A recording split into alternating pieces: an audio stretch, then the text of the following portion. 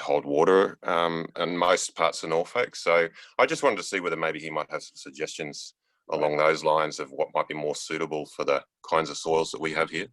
Right, good question. All right, that's a fabulous question to ask. So, all right, Charlie's with us again. So I'll just a quick intro again. Thanks, Charlie, for joining us. If my intro was missed earlier, Charlie is on the farm and he's in a slightly sketchy internet connection. So apologies wherever the problems there. But welcome, Charlie, to the call. Thanks, Adam, and apologies for the headwinds with the pigeons.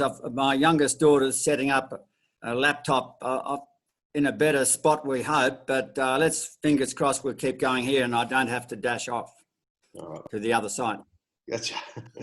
And, we'll kick off with the big question I'm sure you've been asked many, many times, but very relevant for everyone listening is, what is regenerative agriculture? And, give us a definition of it and some scope of what we're actually talking about here. Right, start with the easy question first, eh? Yeah, it's a small one. Yeah. It's in ecological terms, it's an agriculture that enables long co-evolved systems in our landscape to function properly again. And I remember when I went back to university doing a PhD about 8 years ago or more. It was 30, 40 years since I've been to uni. And in that time, we had the whole computer era and systems thinking that came out of it, and complex systems thinking. And then the ecologists got into complex systems thinking, what's called complex adaptive systems. And that really made a lot of sense to me, that nature's had millions of years to evolve to operate at her best. And modern industrial farming has simplified that, and with monocultures and inhibiting all the key landscape functions. So what regenerative agriculture does is really empower nature to function properly again. And that's why I talk about so much about the 5 functions, the 4 biophysical landscape functions. So that's a bit of a technical description, but it does sum up what we're doing by enabling landscapes to work properly again. So that's, water cycle, soil mineral cycle, solar photosynthesis, and biodiversity, really. And what does that look like on the ground? So that's the broad definition. What does that in practice? What does that mean on farm in a generally? Yeah, and question, I know. Having done a bit of work, having done a bit of research on Norfolk, I know they've been through a shocking drought and water's a big issue. So in a landscape like ours, which is pretty cold tableland area, we've just been through a shocking 3-year drought. So healthy, functioning landscapes still have full ground cover and diversity of perennials and annuals and forbs, the whole thing. What's happened across a lot of our Monero region the last 3 years is people have kept their animals, and because of the value of genetics at the moment for meat and wool, although wool's crashed, and they've pounded the land to dirt. And so that's the very opposite of what a healthy landscape is. And if you look at a cropping landscape, those that are functioning in regenerative manner have great diversity and also keeping that ground cover. So all your multi-species cover work and laying down, even in the organic farmers in sugarcane now, they're working hard to stop nutrient flow through things like multi-species covers and other mechanisms. So I don't know if that fully addresses what you're saying, but it's basically mimicking nature, but where we're making production off keeping the ground covered and the soils absorbent, and you don't look at a uniform colour. It should be variegated and usually, except maybe in a big spring flush. So, and if you're looking at rangelands, I might have to shut the video down. Might even help hold our function in a minute. If you're looking at rangelands, you're looking and grassy woodlands, you're looking at diversity of native and other grasses and shrubs and trees. So you get that full bite of clear, but that diverse colour and function is critical. in a, if you want to shut the video, Charlie, that's okay. If it's going to help, 'cause I think you're freezing there again. Might be more pleasant on your eyes. How's that? I think we know what you look like now, so that's great. Thank you. Yeah. Yeah. So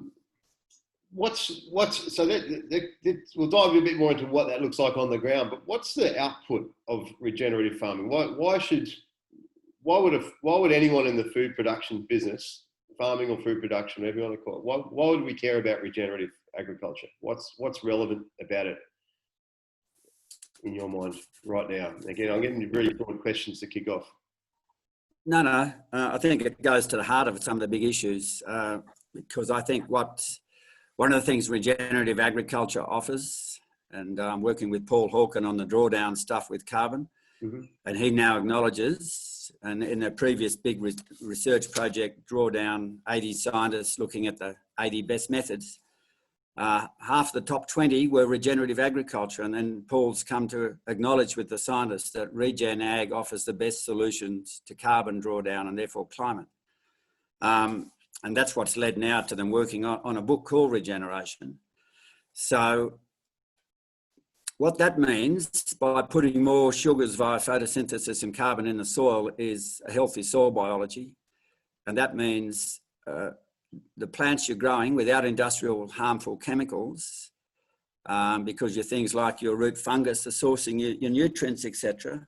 It means food, grazing plants, crops, your vegetables, etc., chock full of nutrients, which is quite the opposite to an industrial food system, which generally kills soil biology, and it probably has very minimal, wide range of all those nutrients. And if I can just illustrate that, one of the most valuable underground species we can have, or a type of organism, is your root fungus, your different types of mycorrhizal fungi. Now, in a really healthy soil, where everything's functioning through diverse landscape, no chemicals, in a cubic metre of soil, the fungus and the plants have a partnership, symbiosis. So the plants put sugars into the soil, and the fungus feed off those sugars off the root hairs, and their part of the bargain is to go out and access the nutrients for the plants, both to feed the plants, but also that gets into the food they produce. So in a cubic metre of soil, you could have 25,000 kilometres of the microtubes of the fungi accessing nutrients. So you think if we then come along with, say, a big dose of nitrogen or phosphorus fertiliser, industrial fertiliser, and or the spray card, you've pretty well killed off definitely all the fungi and much of the other biology. So really all those plants are doing is waiting for their drug fix of NPK and a few other nutrients they might pull out of the soil. But it's sort of 1,000th at least of the nutrients getting into those industrial crops. So what I'm leading to here is Regen Ag can address the biggest climate planetary issue confronting us. We can put solutions to human health because of that rich nutrient density that a healthy agriculture is putting in. And to me, it's just unbelievably exciting. I mean, that we farmers could have these two of the best solutions to the modern crisis of our planet and our population. Yeah, that's certainly when I first met you, Charlie. That was I was a big proponent of organics, and I wanted to eat organic food and so on. Then when I read your book and met you, I went, wow, this is a bigger. There's a far more to it than just this. It's more than just organic food. It's about nutrient-dense food for consumers, and as you say, drawing down carbon into the soil. So there's some big solutions there. There is that, and we were chatting just before we started this session, and saying how much money is coming into just Australia alone for Regen Ag. We're talking about tens, if not more, billions of dollars,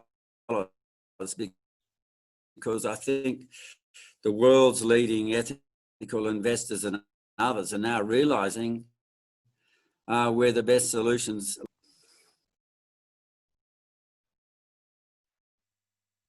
Just lost you there a bit, mate. No, I'm still here. Okay, yep. Sorry. Yeah. Gotcha. So, and just to discern the difference again between, you know, organic farming, most people understand the concept of organics. Is where does organics and regenerative agriculture intersect, or how are they different, or are they the same thing? Look, regenerative agriculture is the broad church of grazing, organic cropping, silvopastoral systems where you're using trees in landscapes, etc., etc. So I think it's one important piece of the puzzle. It depends how you label it, but they're all, to me, they're all doing the same things, which is avoiding harmful industrial chemicals and encouraging soil health, etc. I think there's going to be a bunch of questions on how this is applied on farm. But I know there's a lot of farmers here and producers on the call, and we'll get into that. We'll let you guys ask those questions yourselves. But Mike, in terms of, can you talk about the human health aspect and what you've seen? When I've read your books and heard you speak, you've talked about this. The chronic health crisis we're facing as a species, really, and where our food system plays a part in that, and some of the correlations. Can you talk about the last 30 years of agriculture and human health and what that has looked like? Yeah, you're starting with all the easy questions, aren't you, Adam? Yeah, just easy. And so you should. Look, I've been privileged to work with Zach Bush, who's an extraordinary medico doctor specialising eventually in autism. Many of you might have seen his YouTubes and videos. Probably one of the best friends I've ever encountered. I had a few days with him in California early last year. And he'd been working on autism for a while, and then he started to realise it had to do with the gut microbiome, our second brain, really, nearly as big as the brain. And it was then that he met some soil scientists and realised they were talking about the same, each of them were talking about the same sort of bacteria and fungi and the other microbes. And so he's now really begun to focus on that. And he realises that,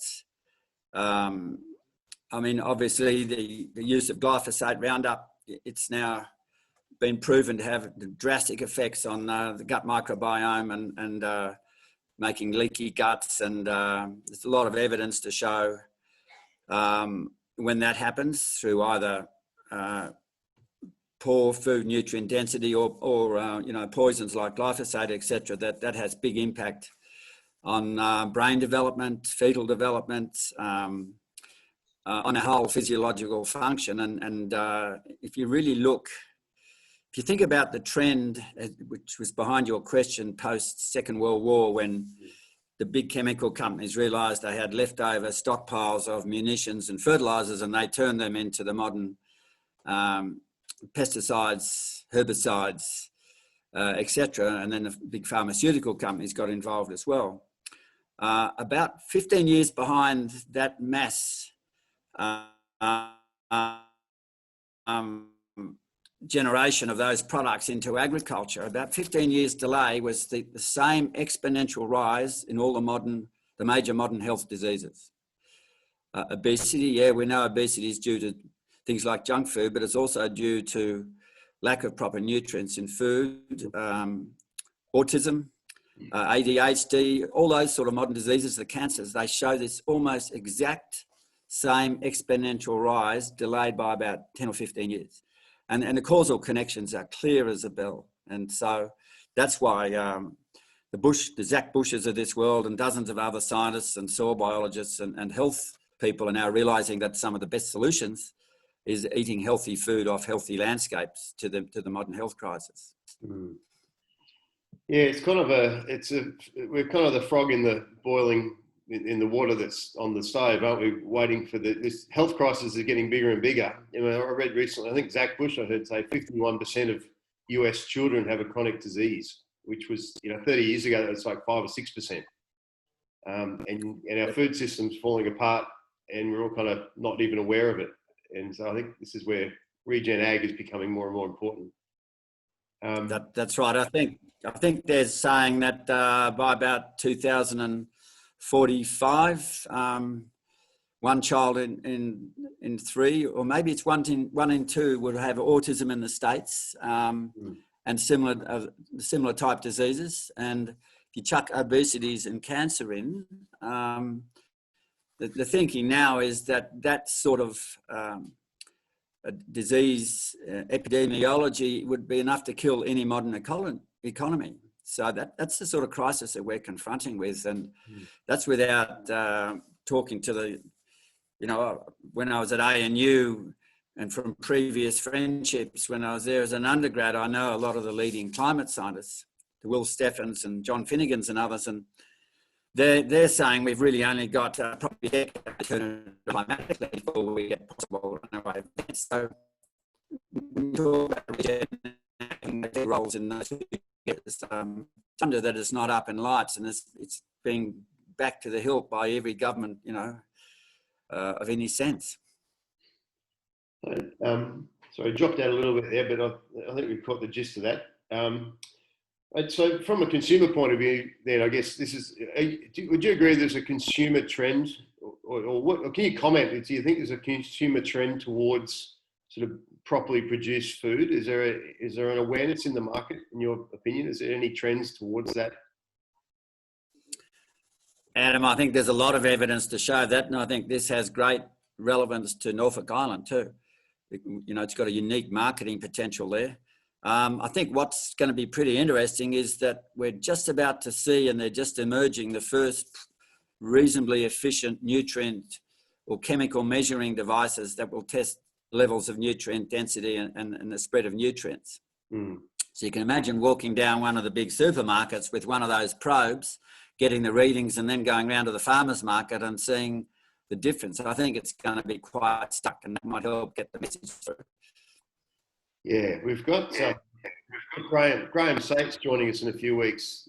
There's a soil, the soil scientist and educator, and he'll be speaking about that in more depth. But I think that's really what it comes down to. As the consumers understand what's actually in their food, there might be a larger shift in terms of away from chemically produced food, as you say.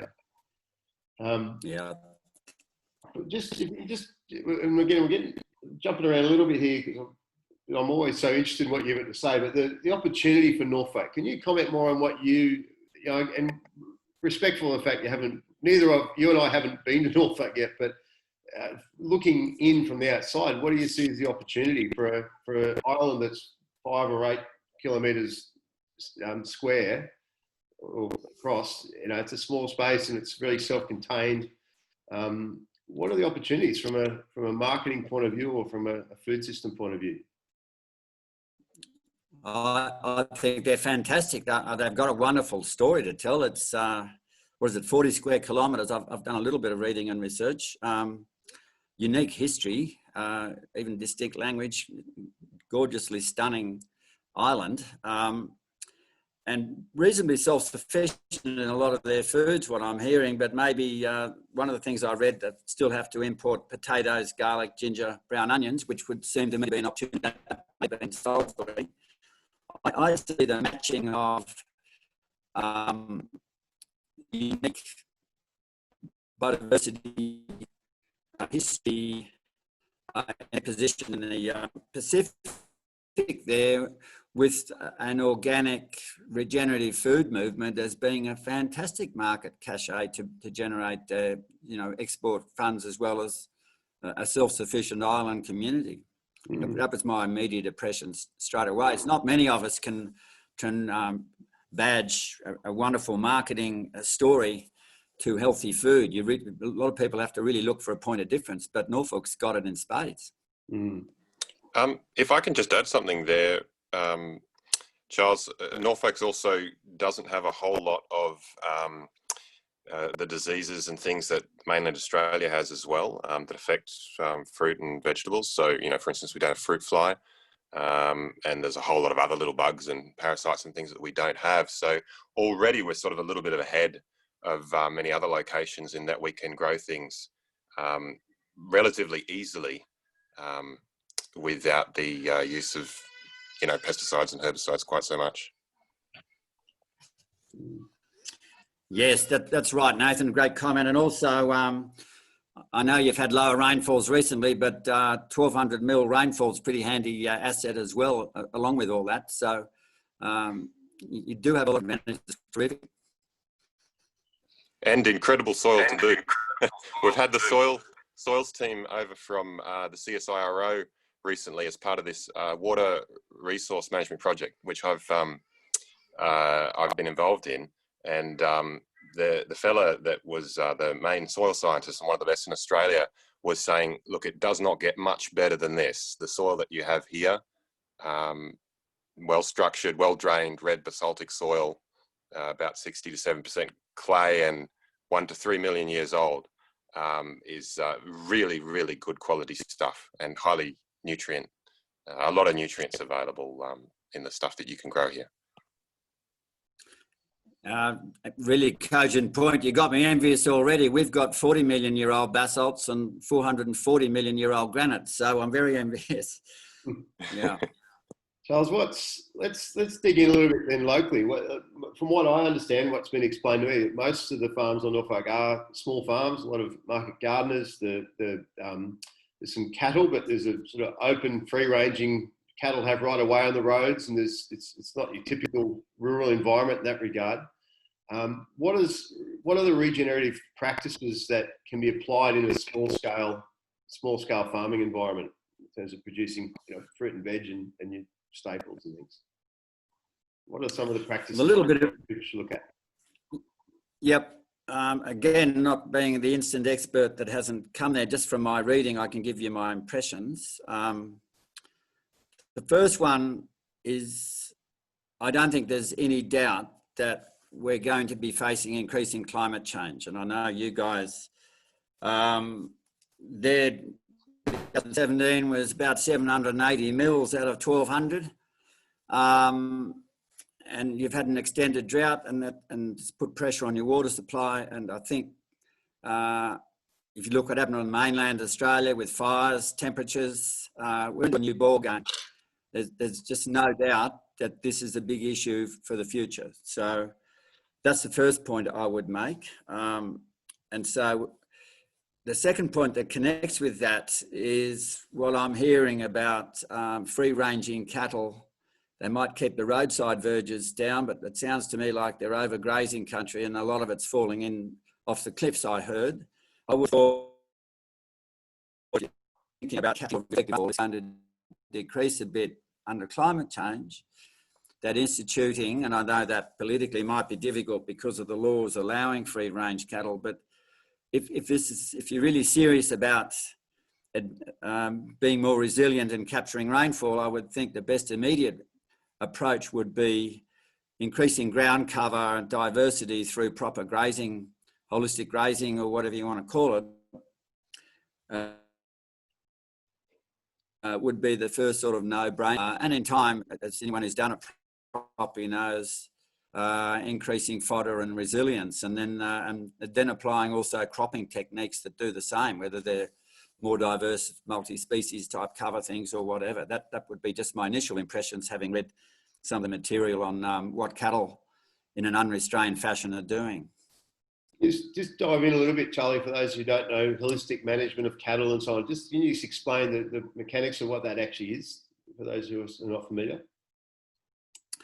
Yeah, well, it began to evolve in Zimbabwe, what was then Southern Rhodesia, in the 1960s with Alan Savory, who was a wildlife ranger.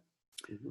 And he kept asking himself the question, because in those days you still had the vast herds of, 4 or 5 million or more wildebeests and the other animals grazing, and they never grazed long because they were driven by the large predatory animals. And he asked himself the question, how can you have 4 or 5 million animals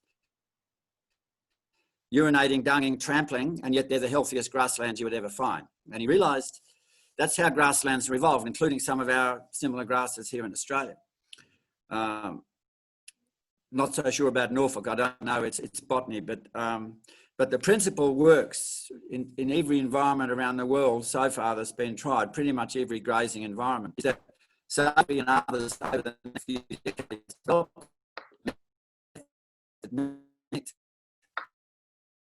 Just, that regular movement of animals, which meant rest, because in the migratory system, those animals didn't return for 6 months or more.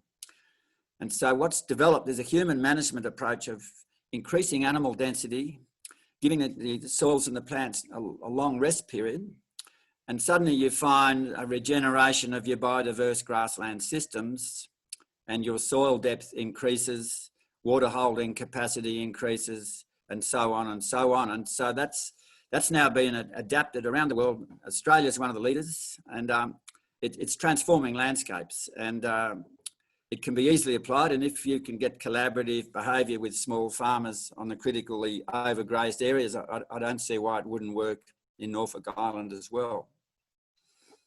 so that involves, again, just drilling back to some more basic detail. But that's basically penning animals in small spaces in higher numbers, and then moving them on a daily, weekly kind of basis on a rotational level. So they're constantly moving on and off land and moving in between paddock to paddock, basically.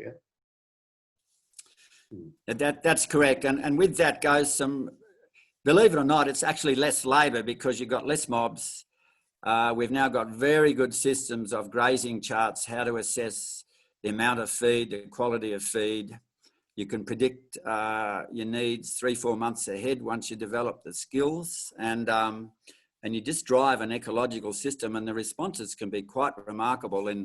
Because what happens is, as the soils become more absorbent and the plant roots, you're getting more forbs and perennials punching down further and creating biopores, which are the spaces that insects and critters bring up long buried seeds that people haven't often seen 80, 90 years. And so that's how the biodiversity returns. And you can encourage that with a bit of drilling, direct drilling, a disc drill or something. But it's basically just getting the ecology functioning again, getting more sugars into the soil, more biology, more diversity in your plants, which means deeper roots, and so on and so on. And that's why I made the comment that one of the issues of getting more water to your soils and into the landscape, that's where grazing approach in cropping would be one of the best ways to capture what might be increasingly rare events of rainfall. Yeah, I'll ask you this again. It dropped out a little bit there, but there was a bunch of questions there about holding on to more water and better management of water. And typically, in the conventional mindset, that means we'll dig some more holes in the ground and call them dams and dam water. But you're saying better soil management means better holding on to more water in the soil. Is that a good? Is that a simple assessment? You want to talk a bit more about that? It is. That's exactly right. If we through ecological grazing or cropping, what you're doing is increasing diversity as nature evolved, which means deeper rooted forbs, perennials, plant roots, which in turn create what we call biopores, and that's holes, spaces down into the soil. So you're putting more carbon there. So those soils are capable of holding vastly more water and putting it down further, and as opposed to overgrazed, compacted land where you lose a lot of water that runs off if you get a big rain event. So it's sort of the easy way of capturing and holding a lot more water. Gotcha. All right. Can I ask a question? Sorry, could I just ask a question? What I might do, guys, what we might do for everybody, this will go in a second, Joe, but if everyone's got questions, I'm going to go to questions now for everybody, specific stuff. So if you can type your question into the chat box, and I'll read them out and then unmute you, and just sort of so not everyone's talking at once. But so do that now if you start typing in the chat box. But Joe, if you go ahead, Joe, and ask your question live, I'll unmute you. You can unmute yourself and go ahead, and we'll dive into questions now for Charlie, if that's all right. Okay, so just because we're talking about ruminants on the land, fertilizing the soil, but then traditionally, Norfolk presumably in the long term didn't have ruminants until there was farming here. So I'm assuming that there was the birds, you know, that fertilized the forests and kind of ran the ecosystems in a way with because that's certainly true of the national park, you know. So it just brings me to think that we sort of need more hedges and more of the ecosystems, you know, the smaller ecosystems, as well as, you know, the grazing ruminants on the farmlands, because of the original, you know, landscape of Norfolk and what's driving it. You know, I'm just thinking about the soil fertility, as you're saying, and the need for ruminants in farming, but also thinking about how to see it in terms of, you know, the traditional landscape, you know, the endemic landscape, and what has been the driver for it. That's a really great question, and a lot behind it. And you're quite right. My understanding is Norfolk Island originally was rainforest, and so your seabirds would have been bringing in that guano, which is about as good as it gets, isn't it, for fertiliser? And I'll make an analogy to my own farm. In reality, practicality, we can't return back to the original state for all sorts of social and environmental reasons. So I'll give you an example of what we've tried to do here on an over-cleared farm in the tablelands in New South Wales. We've planted in the last 5-6 years 60,000 native trees and shrubs, and that's brought back already, along with other areas we've already got, country, but that's brought back pest controlling insects and birds, and we don't get any wingless grasshopper attack now. We're now moving to a phase to address what you're talking about, which is loss of tree cover and shrubs in another way. So we've been planting one of the best deep-rooted genuses in the vegetation world, which is oaks, which provide for us fire protection, very deep-rooted mineral cycling, hundreds of kilos of rich protein, and we're planting American Indian oaks you can make flour out of. And when ruminant animals eat acorns, it produces methane as well. So and shade and shelter in tough environments. So I would suggest, yes, get some more natural biodiversity function of what was originally there with your local, you know, parasitic wasps and birds and insects to get functioning. But I know it's a limited area, 40 square kilometres, but wind protection, bird predators, shade for your animals, and deep-rooted nutrient cycling, and maybe something like oaks, there's something to think about, also multi-function species, but get the combination of what you're alluding to, some function from before with the similar species, and then get other functional species other than just grassland that play other roles, and then things like chooks or poultry, you know, can function under things like oak trees, etc., as well, to create more diverse enterprises. It's a very intelligent question. There's a good distinction. It's not about bringing it back to what it was necessarily. It's more about using whatever's available to remediate soil. So it's not necessarily about putting it back to the original landscape. It's a good point, I guess. Yeah. Any other questions coming straight off? Anyone asking immediate? Type them into the chat box there for us as you go. But Charlie, what's from a business point of view for a farmer? Does regenerative farming have better financial outcomes? What's the business case for it? In terms, you know, I know it's varied depending on the type of farm you have, I know, but you know, generally speaking, is there more money in it? It sounds like there's an investment up front to get this remediation happening, and then it pays back, or what's it look like? You know better than anyone, you're on the land. Yeah, no, good question. And you've summed it up. There's an initial probably drop in performance. I mean, in our case, we went cold turkey on superphosphate 25, 30 years ago. And it took 3 or 4 years for the soils to begin functioning and replacing that. And I had to invest in fencing and water to do the holistic grazing better. But our experience since then is, and I've seen top operators with tens of thousands of sheep and cattle who crunch the numbers. A lot of them find that by mobbing animals into bigger mobs may not apply to Norfolk, but I'm just answering your question in labour. Mm-hmm. And then I'm looking at innovators like the Haggertys in Western Australia who are pioneering not quite semi-arid farming. Once they're using natural fertilisers in broadacre cropping, worm juice and compost extract, and they've eliminated 90% of their costs, which was the industrial inputs. Still have fuel, but the soil's a lot easier to sow into, and so they're using less fuel, but they've eliminated all chemicals, virtually all chemicals and fertilisers.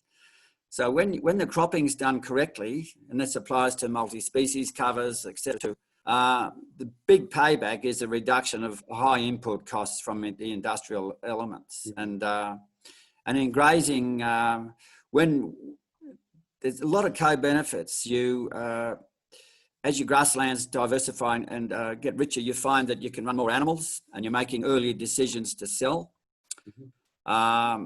which is, in our case, has happened on 2 big droughts. We've been able to, through grazing charts, make decisions 3 or 4 months early before the markets have collapsed and the animals are still fat. Whereas in the past, I would have sold when the crust hit, when the markets were flooded and the animals weren't fat.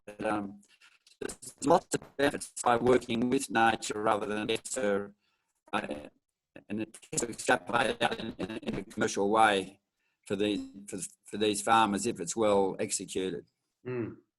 So I mean, you know, 90 as a businessman, I hear 90% reduced costs means that's straight profit. That's putting money in the bank, isn't it? Really. Question from Rebecca is, where can we find good resources to assist with techniques used? Yeah, I mean, there might be investment in machinery, and in grazing it's fencing. Adam, can you hear me? Yeah, we got you, Charlie. Yeah, sorry, it just dropped off there. Yep. Can you just repeat it, please? Yeah, sure. Yeah, question from Rebecca was, where do you recommend she finds resources for techniques, you know, information and resources, techniques around animal rotation and management, soil improvement? Where do people go? What's their first go-to place for more information? Oh, look, there's a lot of resources. You know, you're getting Graham Sate in soon. I mean, he's one of the top guys on soil and nutrients. There's a growing movement in multi-species cover cropping, which is having revolutionary impacts around the world. Google multi-species covers. People like Colin Seiss, who developed pasture cropping, is involved in multi-species covers. 2 big organisations, Resource Consulting Services in Queensland, and they have excellent courses, as do Holistic Management, which has chapters in Australia as well. So that they have enormous skills and knowledge now built up from experience and literally thousands of farmers doing it around the world. Mm-hmm. And then you've got your permaculture people with lots of great ideas for smaller holders in particular. Mm-hmm. And your various cropping organisations, what's it called? There's a Western Victorian, the group that are the leaders in multi-species covers will give you the right mix at the right time of year and how to go about it, that sort of thing. There is a plethora of websites and organisations that you can really tap into, and doing the courses can be life-changing, actually. Mm. And apparently some bloke wrote a book about a reed warbler. I think it's worth reading as well. Yeah, you've got to watch some of these sort of fellas, but yes, no, Well, all I did in that was tell the stories of some of the really leading innovators, and that lays down the principles on the landscape functions and the great examples. It's really more stories on around the landscape functional thing. Yep. A couple other questions coming through. One's from Danny's mentioning the main pest problems we have on the island are free roaming feral chooks, feral cats, and rats. Any thoughts on either controlling or harnessing, or what do you do in that situation? Is that a symptomatic of something, or is it a matter of just eradicating, or how do you manage that, Charlie? Any comment on that? You think the cats would be handling the rats, but we have big problem with feral cats here because we've got a lot of biodiversity still. We've got some traps, options, building exclusion fences for rare species. They have to eliminate the ferals from those big areas. He's got a great design of using a 44-gallon drum, but you can buy little traps off the net as well. But he's designed using things like 44 drums or smaller, self-trapping devices. If you disguise them and all the cat can see is a hole, it assumes it's a predator's den or something. And in the last 2 months, we've trapped about 9 feral cats. That's all of in situ trap. And you can Google, I know you can buy wire cage traps online, which would apply to both rats and cats. That's the sort of easy way of doing it. Rather than putting poison out, you can just leave them be and keep trapping. Look, I'm no expert in the area, but we do a bit of spotlighting as well, but you can't do that on a dense island, and you don't have the other issues we've got, like kangaroos, etc. Yeah. Gotcha.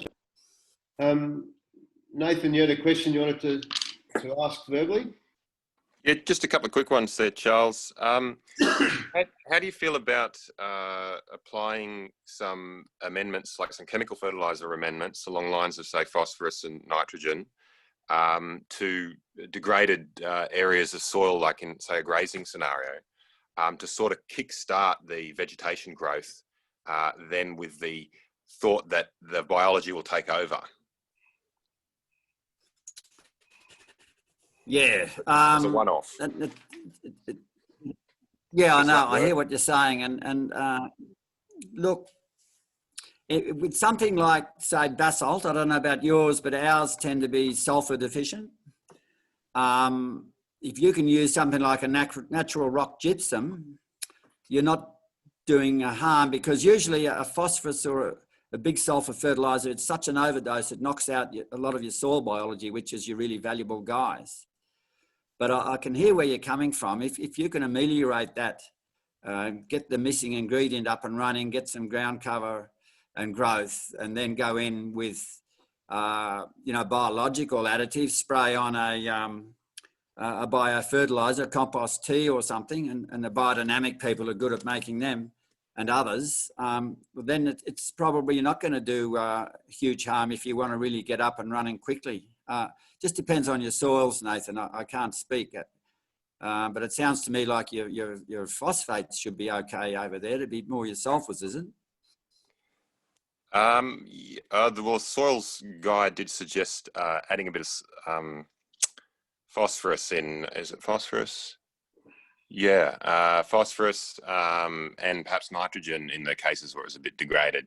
But I just wanted to, he's not so much a regenerative sort of bent guy, so I just wanted to hear your thoughts on using those sorts of things at all. But well, I can comment on the nitrogenous fertilisers, and I think you've got Graham Sate coming soon. He'd be really well worth talking to on this issue. He'd be far more up to speed on a wide range, nationally, internationally, on these issues. What tends to happen with the nitrogen doses, the industrial nitrogen they put out, is that it appears to be having a negative effect on the nitrogenous bacteria you want in the soil that are fixing the nitrogen for you, and a number of other effects, and also chances are you lose at least half of it to the atmosphere anyway. It's quite damaging, and an overdose of phosphate can do the same. So I'd be I'd almost be doing you may not have time for trials, but I'd be treading gently and carefully, not overdosing. But I think there's other ways of doing the nitrogen, putting legumes in, inoculated legumes with rhizobia bacteria already there and those sorts of things, and composting in, et cetera, and try not to do too much harm initially. But I can see what you're saying. You want to get things up and running, and then you can mollify it with the right gear. You might, with the right ingredients, very quickly, the biological ingredients, you might achieve that object. But Graham Sade would be a good one to talk to. If I could just ask one more question, if I may.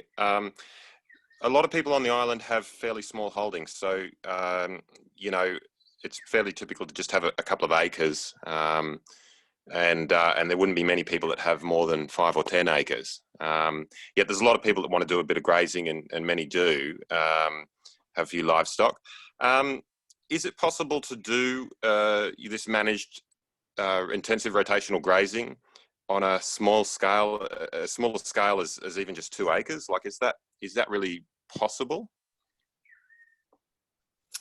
If you want to change electric fences all day, yes. What are the chances of, it seems to me, if you've got all those small acres, you've already got your land subdivided for good grazing. What are the chances of a collaborative approach saying, look, we've got the right to have them wandering around now.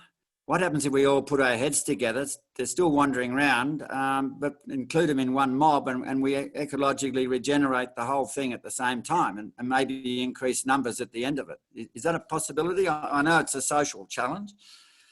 That's a really interesting suggestion, actually. Yeah, one we could certainly talk about. I think there'd be a few people resistant to it, but I'm sure there'd be a lot that would be interested too. So, no, that's a really good idea. But if you couldn't get that to work, though, is there? You're saying that it would be far too much work on a couple of acres, even with a small herd, probably, to make it worthwhile. Well, maybe not, Nathan. You might get a few neighbours to join in a system. I mean, there's guys, for example, that I've heard of in the south end of Canada, joining North Dakota in some of that rich soil. They're driving high mob density to an extreme and getting extreme results. And they're using automatic electronic gates that are timed. So you don't have to be out there all the time. So the animals are being moved 5 or 6 times a day, and the gates are switching due to a timer. It just depends what sort of lifestyle you want and how high tech you are. If you're an old fossil like me, I try and keep it simple, stupid, and avoid those things. But if you enjoy that sort of stuff, or you can get a few neighbours together, you could actually have an interesting system using electric fencing, which with things like Kiwi Tech on technology on 4-wheel motorbikes, you can wrap and roll and change very quickly. So it's a matter of doing some creative thinking. It could be a really exciting space, actually. Sure. Okay. So Kiwi Tech's a brand. Is it something to Google, perhaps? Yeah, a lot of the guys doing frequent moves in dairying, but also in holistic grazing, cattle and sheep, they tend to, it's one of them. I'm not pushing it, but I've seen it in operation in Tasmania and on the mainland, and it looks like a pretty efficient system that, anyone can just quickly make a shift and roll things up, and then replant the plastic stakes and that sort of thing. So it's one to look at for sure. Great. Thank you. We'll dive to Emily. Emily's got a couple of questions. Emily, you want to unmute and you can go, and we'll go to Joe after that. Yep. Hi, Charles. I don't know if mine are really questions, but just wanted to say that I'm fairly new to all this, so it's been really interesting for me.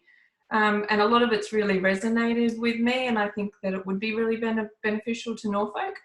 So I really liked the idea of the cattle on the roads, getting them to somehow all be in one herd and moving them across the island. Like Nathan said, that would be very difficult to achieve and convince people. But I've never heard, like with our water problems, I've never heard that brought up as something that would help our situation. So I think that that's something that does need to be talked about. And I guess, and then The other thing, how we were talking about how Norfolk is really unique, and when Australia came in, they actually allowed the importation of fresh produce, which we've always stopped on Norfolk. And it was really hard trying to convince people that what we have on Norfolk Island is so unique and so healthy, and the better option rather than importing this horrible crap produce that's, you know, no benefit to your health.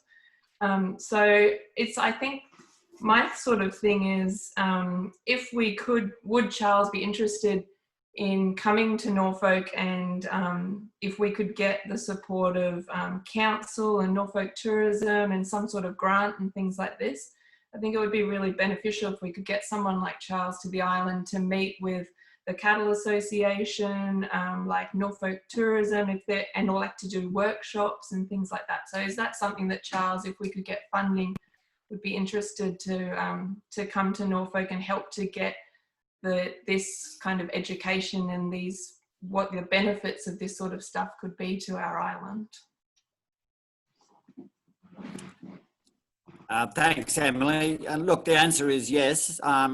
Nothing worse than some sort of instant expert coming in from outside and being prescriptive. So my approach, always having made most of the mistakes in farming, would be to lay down some principles and examples, and you guys work out what's best for your situation.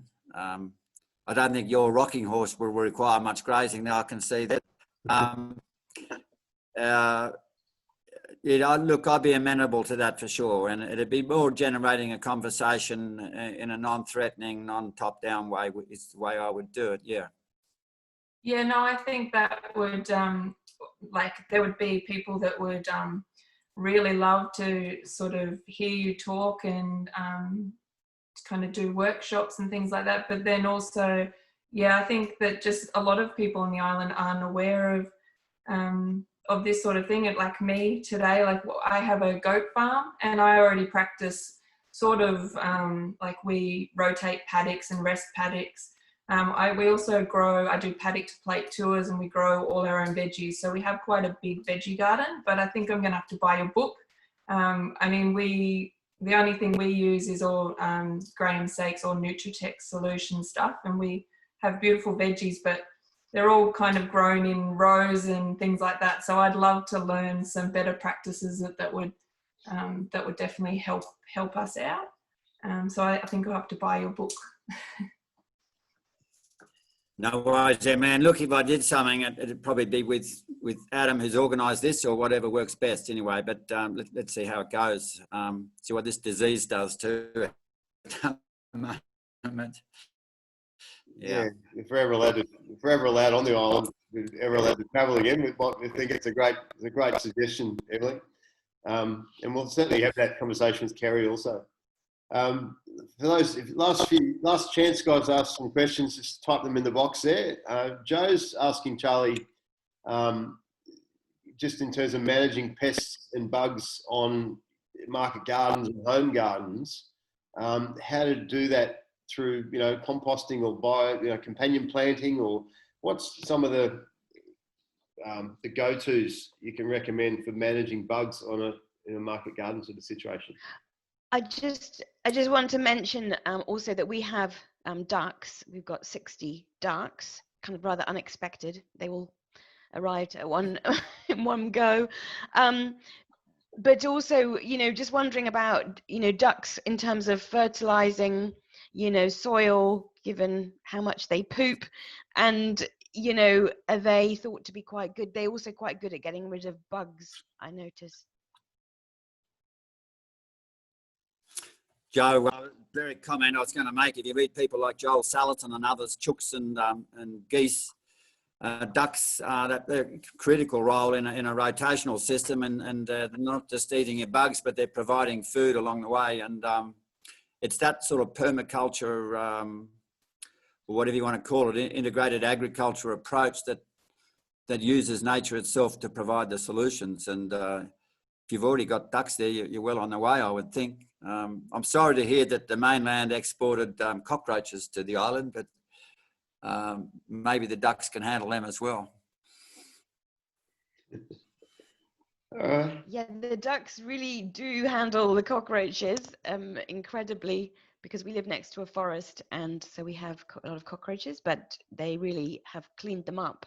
So, and we get army grubs as well. So it'd be interesting now we've got the ducks to see what happens when the army grubs come through, because I'm hoping they eat them. Cool.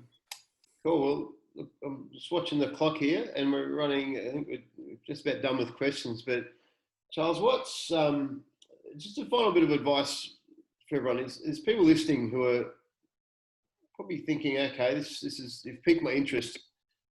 How do I get started? You know, what's the initial,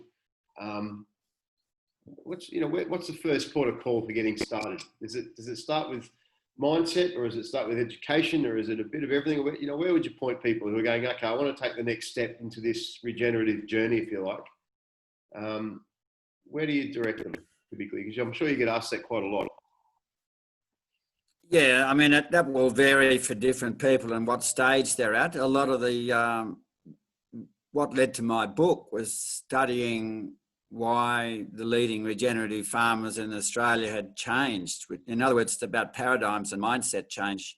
Usually in 60% at least, it was some sort of shock that made them realise there was a better way. Then the next step is, how do you find the information? So since then, there's a huge amount on YouTube and the web and networks and the key websites. If you can, I know it's not easy way out there on Norfolk Island getting to workshops and talks, but there's so much online now, and especially Zoom, providing you've got better internet than our pigeons allow. It'll just up to the individual. I'd be starting to do and watch as much as you can in the area you're interested in, and then some sort of a few day workshops to me seem to be the ones that, like RCS will do what's called a grazing for profit. That can be a 6-day course.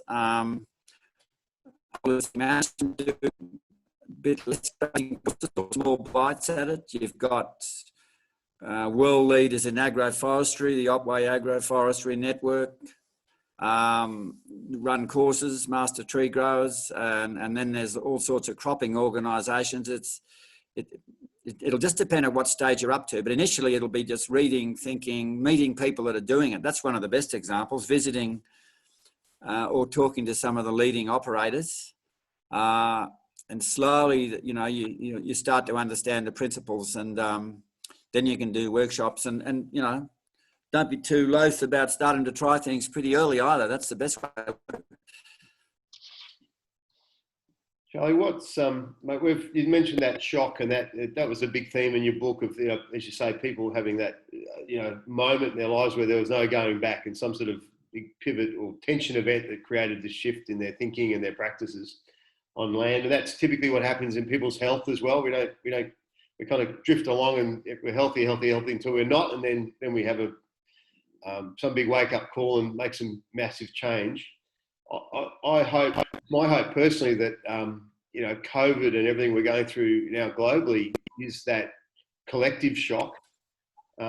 What's your vision or your hope for the next 10, 20 years post COVID? Again, is there just a personal vision of what you hope to see happen as a result of this current environment or the current collective shock that humanity has experienced? Oh, great question. And I don't think there's any doubt that the world is fundamentally changed now. We've been living the high life at all levels, absolutely exploiting resources, a rich, indulged lifestyle for most of the Western cultures. That's got to stop. I think the follow-up shock is this impending climate change. You guys have just experienced the drought, as have all of us. Temperatures are increasing. California the other day, 49 degrees. Even here on the Monero, our first 41 degree day last year, and that's a high cold tableland. And so you suddenly see paddocks without shade and animals, black cattle hanging around water all day. Your water efficiencies are dropping. So to me, we've got to start working for climate resilience already, covering our ground, getting in shade, getting better functioning landscape. But coming back to the really good question is, it's got to be a philosophical one. The days of consumerism and indulgence, I think, are gone. The planet can't sustain it, and we farmers can address climate change better than everyone. And ironically, you know, due to the lack of air transport, the carbon footprint is not so much. So maybe some of the change is going to force confronted, and if we don't turn it around within 2 or 3 decades, that the 9 planetary systems, of which climate is only one, we're already trashing biodiversity, land use and water, and the phosphorus nitrogen cycle interconnected. They're all in crisis. Some of them could get into unexplored, unanticipated runaway events. So there's an urgency there. We've really only got 1 to 2 decades to do something, and the way you grow food and farm and the purchase decisions is about the best thing we as individuals can make. So these are unique times, nothing like world wars. To me, this is a planetary crisis, not just a social or a national one. Right. Very, very well put. Final thought to share with everybody, if you could. You know, this has been a big part of your journey from reading your book, but often it's making change, particularly sometimes in smaller communities, and that's typically most farming communities are smaller, really tight-knit communities. Dealing with resistance from, or you know, ostracism, if you like, or resistance from neighbours in the communities, is that a part of the regenerative journey? Can you talk to that? How do you deal with that, or what's the overcoming the neighbours making judgment call, that kind of thing? Is there I'm not asking this question very well, but how do we deal with that sense of, you know, standing out from the crowd and doing something different and breaking with tradition? Yeah, no, it's good. It's a really good question. You know, there's the old saying that the only people who like change are babies with wet nappies. And that really does apply. No one, it's uncomfortable, but I think, particularly in a small community, it can be pretty intense. It'd be finding like-minded groups so you can work together, learn from each other, and don't be or you know, everyone has their own choice and reasons. And yes, the skeptics will think you're mad, which can be a good sign. And you've just got to carry on, but you're going to need mutual support. And it seems to me that the success to really successfully adopting and managing a new lifestyle regenerative approach is finding a good peer group and mentors, because it can be quite. So you need a group that you can meet and talk, even if it's online. But there's so much out there to read as well. But just don't worry about the knockers. That's their problem, not yours. You get on in a positive fashion with other positive thinking people. It's the negative people that are really corroding and drag you down, and you just got to walk past that and not react to it, and just work with positive minds in creating exciting, positive solutions. That would be, that's what sustains you. And it becomes an incredibly exciting journey, because it's all about being positive and health and the future of the planet and children and grandchildren. And so there's a lot to be positive about, and don't let the negativity be the corroding factor. Well, that's a good point to finish on. And I want to finish by saying thank you for your example in that. I know you've stepped up on a very big platform with your book and the work you've been doing, and I just want to acknowledge the impact you've had on me personally, and you know, many thousands, if not hundreds of thousands or millions of others now in your work. And thanks for being that voice and for leading the charge. It's being appreciated in many. The ripple effect is huge of what you're doing. So thank you. No, look, thanks, Adam, and I'm sorry about the problems here. I mean, I've only been a spokesperson for the people really doing things, but I really wish you guys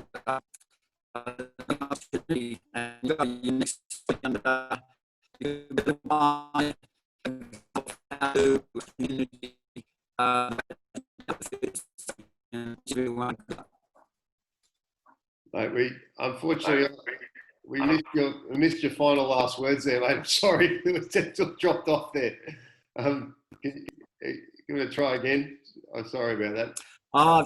I'm just saying Norfolk Island has a unique identity and opportunity to do something really original and set an example of how future communities can function for the future challenges in front of us. So I think it's a wonderful opportunity, and wish you all well. Great. Thank you, Charlie. Thank you, everybody, for joining us today. We'll put this recording up in our Nourishing Norfolk Incubator group, and we'll also make it available to the public too via a link. So keep an eye out. If you want to share this with your neighbours and friends and those around you, that'll be available too. So Charles, thanks once again. Much appreciated.